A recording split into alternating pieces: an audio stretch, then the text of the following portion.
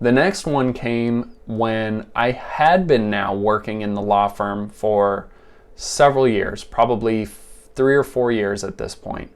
And everybody was wondering, Michael, when are you going to go to law school? That's the next move, right? You graduated college, you have all this potential, you have all this work experience, and you know, if you go to law school, you'll have a job right out of law school, right in the law firm. But here's the thing. I don't know if you've ever worked in a law firm. One, full of narcissists, okay? Two, every single person in there was unhappy. Every single one. The employees were unhappy because the work was not envious. Not a lot of fun.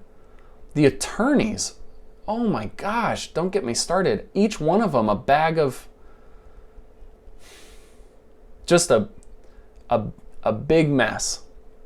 One of the partners, so I worked for the law firm, and the two partners, one of them died of a heart attack. Another one had heart problems. Another one got a divorce. And so on and so forth. I mean, I was surrounded by people who just were miserable. And I took a look at that and I went, it's not really what I want. So I did have a degree in kinesiology, and I decided I wanted to look into being a personal trainer. I had my weight loss story. My trainer that I had was very encouraging and said that I'd be very good at it. And it was something that I felt like I could do. And I was excited to do. I told my mom about it. Okay. Well, you know, if that's what you think is what you want, that's great. That's great. Right? Have you been on the receiving end of this false whatever that is? That's great. I'm so happy for you. Not happy. She's not happy for me. So that conversation clearly didn't go well. At that point in time, I didn't really care. I was going to do it anyway because I was really excited to start doing things for myself. But not shortly thereafter, I received a phone call from my grandpa, her dad. And during this phone call, he decided that he needed to let me know just how important it was. He said, Michael, you know, sometimes in life, it's just more important to not have to worry about whether the bills are paid. That was the takeaway from the whole conversation. This is my grandpa who, one, I don't know very well because he's married to a narcissist, his wife, okay, my mom's stepmother, who she hates. So I've never even spent more than 3 or 4 interactions with them. So, I mean, I know my grandpa, and but I don't know the guy, okay? I don't know him. He sends money every once in a while. Great, thank you. But I don't know him. So his advice of trying to tell me what happiness is in terms of money, gee, I wonder where my mom got that from. Wonder why my mom's an attorney and her only goal in life is basically to just make as much money as she can because she thinks that status brings happiness and therefore that's what she wants for me. So that's his whole takeaway, right? If you don't have to worry about if the bills are getting paid, then your life is better. Who's to say I can't do that doing what I want to do? Why should I have to go to law school, shell out another, $150,000 just to put myself more in debt, just to do a job that clearly everybody's so excelling at, with all their health problems and failed marriages?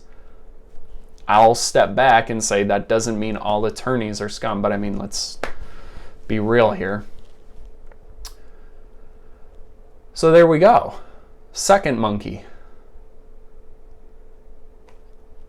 Years later now, so now I'm a personal trainer and I'm doing pretty well at the gym that I'm at. And I spent some time with one of my coworkers because we went to an award ceremony. We got top trainers in the company, so we got invited to kind of like the annual meeting. So we spent a lot of time together over the course of a couple days, and he reminded me of my best friend growing up. Just highly narcissistic, right? So this is somebody who's extremely intelligent, but everything that comes out of his mouth is just, I'll just say, he always says the things that I would never say, right? Always ask them really inappropriate questions, always saying the things that you know in the back of your mind, but would never say because they're rude and not appropriate for social situations. He's that guy. He'll say anything that's on his mind because he doesn't care. Doesn't care if it makes you uncomfortable. He's just interested in the answer and the supply, that uncomfortable, I don't know if I should tell him this, but I guess I will. So anyway, he's asking me about my relationship about my mom on this trip because he knows that I don't talk to her. And so we're actually on the way home. We're on the drive to the airport, and he's talking to me about her, and I give him specific details about what my mom did, not only to me, but to my wife when my wife was working for my mom.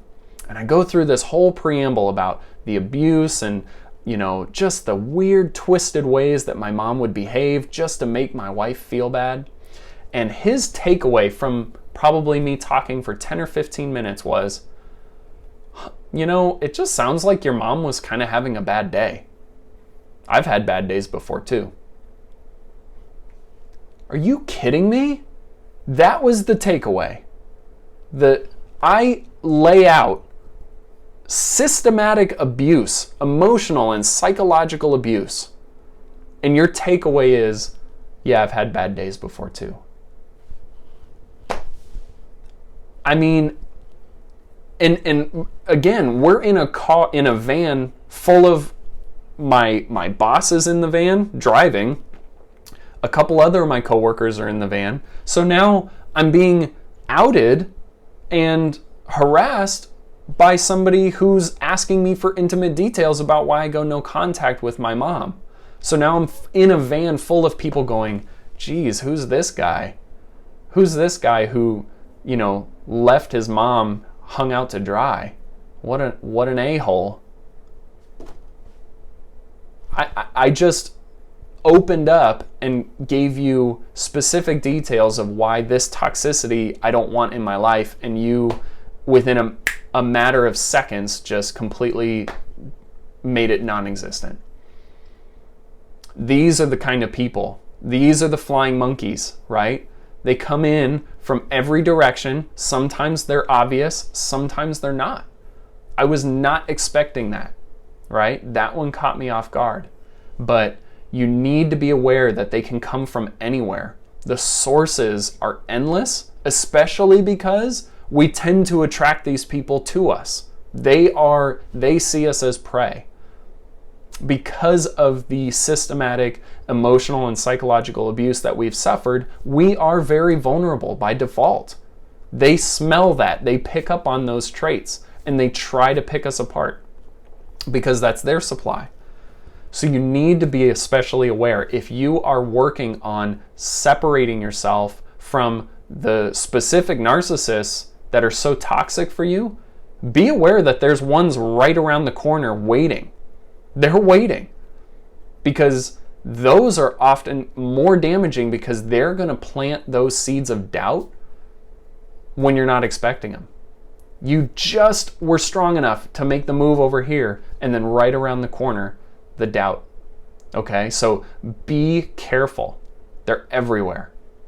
I'm going to leave a link for where some of the research that I did. I'll leave a link in the description so you can do some of your own research. I continue to encourage you to just keep doing the research. This stuff is so powerful, and being aware is so crucial. So go ahead and check that out. If you enjoyed today's content, drop a like, subscribe if you haven't already. If you enjoy the content and want to stay up to date, I please subscribe. If you want to leave a comment down below and let me know the flying monkeys that are in your life, can be really helpful. Can be just kind of a source for you to jot them down. You may not be aware of them as you start writing, but by the end of it, you'll have a laundry list.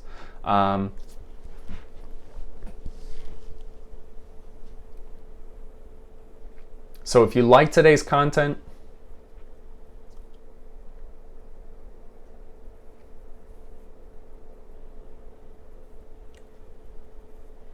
I'm going to leave a link down below.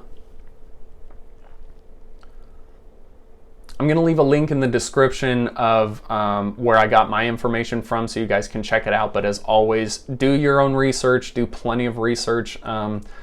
There's so much out there that you need to be aware of and prepared for. So definitely check it out. If you enjoyed the content, drop a like. If you want to stay up to date with my current videos, consider subscribing. And if you want to leave a comment and list out some of your flying monkeys, can be really helpful. I'd love to hear them and help in any way I can. Thanks so much for being here with me today, and I'll see you guys in the next one.